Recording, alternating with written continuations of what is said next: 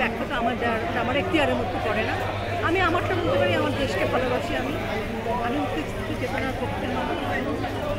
আমি মনে করি কোটা আন্দোলনের যে যৌক্তিক জায়গাটি ছিল, যেটি আছে যৌক্তিক জায়গাটি বারবার বলছি, সেটিকে আমি সমর্থন করি। প্রকৃত স্টুডেন্ট যারা, তাদের প্রতি আমার সহানুভূতি রয়েছে, তাদের প্রতি আমার সহমর্মিতা রয়েছে, তাদের আন্দোলনের প্রতি আমার শ্রদ্ধা রয়েছে, এবং সেটি রাষ্ট্র বিচার বিভাগ উভয় দেখিয়েছে। যে হত্যাকাণ্ড নিয়ে যে তদন্তের কথা অন্নপূর্ণা বলেছে, সেটি আমরা সকলেই সাধুবাদ জানিয়েছি।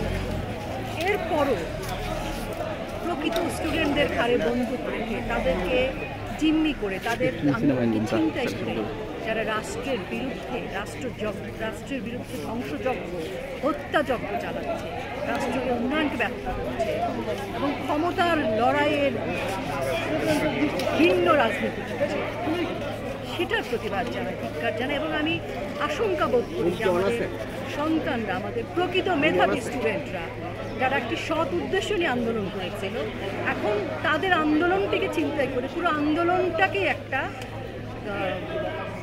বাজে রাজনীতির দিকে নিয়ে গেল। এটি আমরা কামনা করিনি। এটি আমরা আগেও দেখেছি, বিএনপি জামাত শিবিরের রাজনীতিতে ওরা বারবারই স্টুডেন্টদের আন্দোলনকে চিন্তাই করে নিয়ে একই কাজ করেছে।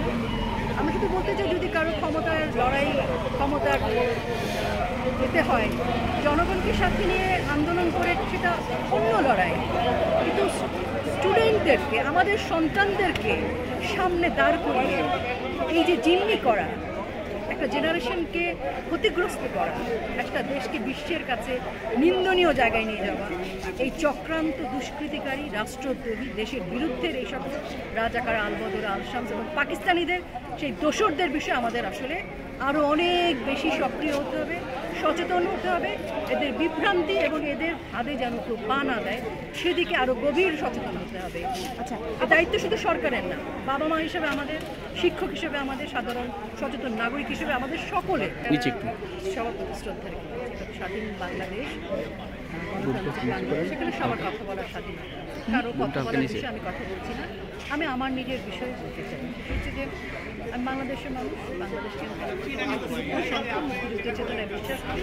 কাজে আমার সমস্ত পক্ষপাতিত্ব মুক্তিযুদ্ধের প্রতি, মুক্তিযুদ্ধের সরকারের প্রতি, আমার বাংলাদেশের প্রতি, এটি হচ্ছে স্পষ্ট করে আমি জানাবো।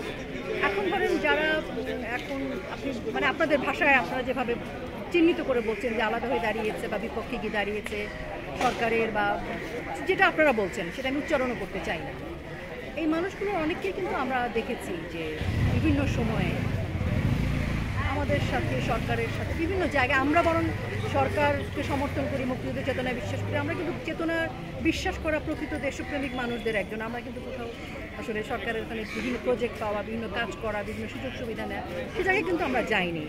আপনারা খোঁজ নিয়ে দেখবেন, আপনারা সাংবাদিক, আপনারা অনেক কিছু খুঁজলেই পাবেন।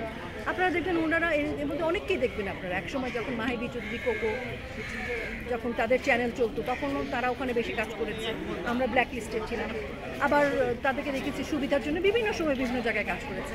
এগুলো আসলে যার যার এখতিয়ার। এটি আমি আপনি তো বলতে পারবো না। আমি আমার সন্তানকে বলতে পারি, আমি আমার ভাইকে বলতে পারবো, আমার বোনকে বলতে পারবো, কিন্তু আমি অন্যদেরকে বলতে পারবো না যে আপনি কেন সরকারের বিপক্ষে যাচ্ছেন, আপনি কেন মুক্তিযুদ্ধ চেতনার বিপক্ষে যাচ্ছেন, আপনি কেন একটা বিভ্রান্তি ছড়াচ্ছেন, আপনি কেন এরকম একটা আন্দোলনে আবার আগুনে ঘি ঢালছেন, কেন উস্কে দিচ্ছেন আন্দোলনকে। আপনার একটি বক্তব্য দায়িত্বশীল বক্তব্য না হয় যদি উস্কানিমূলক হয়ে যায়, সেটি এই বাংলাদেশের একটা প্রাণ চলে যেতে পারে। কালকে যে ছাত্র নামধারী দুষ্কৃতিকারীরা দৌড়ে গিয়ে অতর্কিত হামলা না, কিন্তু ধরেন মিছিলে আমরা দেখছি যে বিভিন্ন জায়গা থেকে গুলি আসছে, মারা যাচ্ছে, ব্যাপারটা কিন্তু তা ছিল না। আপনারা টেলিভিশনে দেখেছেন, সাংবাদিকদের তো দেখাই যায়, সাংবাদিক কেন মরবে? আপনারা সবাই টেলিভিশনে দেখেছেন, আপনাদেরই ফুটেজ, মানে পুলিশদেরকে দৌড়ে নিয়ে গিয়ে মানে বেধড়কভাবে, নিষ্ঠুরভাবে মারছে। কালকে কি আপনার পুলিশকে লাগবে না? এই পুলিশ তো কোটায় আসে নাই। আপনি যে বলছেন এই পুলিশ তো মেধাবী পুলিশ, আপনি পুলিশকে দৌড়ে গিয়ে মারলেন কাটে। এই যে যারা মেরেছে, আপনি কি বিশ্বাস করেন এরা কোটা আন্দোলনকারী? না, আন্দোলনকারী যারা ছিনতাই করেছে আন্দোলনকে, তারা। আর এই ধরনের আমরা যদি এখন সহনশীল কথা না বলি, দায়িত্বশীল কথা না বলি, আমরা যদি পক্ষ বিপক্ষ করে ফেলি, এখন আমাদের এই পক্ষ বিপক্ষ, আমাদের এই বিভ্রান্তিকর কথা, আমাদের এই উস্কানিমূলক কথা কিন্তু পরের দিনে আর দুটো লাশ করতে পারে। এবং গতকাল পর্যন্ত যারা যে উস্কানিমূলক আন্দোলন করেছে, যারা উস্কানিমূলক বক্তব্য দিয়েছে, এই যে মৃত্যুগুলো হয়েছে কালকে রাত পর্যন্ত, তাদের বাসায় ভাবতে হবে যে যে এই মৃত্যুগুলোর দায়ও তাদের। শুনেন, একটা শিশু মারা গেছে, সেটা যেমন আমার বুকের ব্যথা, আমার একটা ছাত্র মারা, সেটা যেমন আমার কষ্ট, একটি সাধারণ গৃহবধূ যখন মারা গেছে সেটি যেমন কষ্ট, একটি সাংবাদিক যখন মারা যায় সেটিও কষ্ট, এবং একজন ইউনিফর্ম পরা বাংলাদেশের পুলিশ যখন মারা যায় সেটি আমাদের আরও কষ্টের এবং লজ্জার।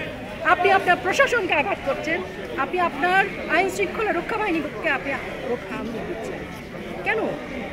পাকিস্তান আমলে তো বিটিভি ধ্বংস করেনি, পাকিস্তান আমলে আমাদের স্থাপনা ধ্বংস করেছে। এখন কেন হবে? আন্দোলনের জায়গায় থাকবে, আন্দোলন করতে তো কোনো বাধা নেই।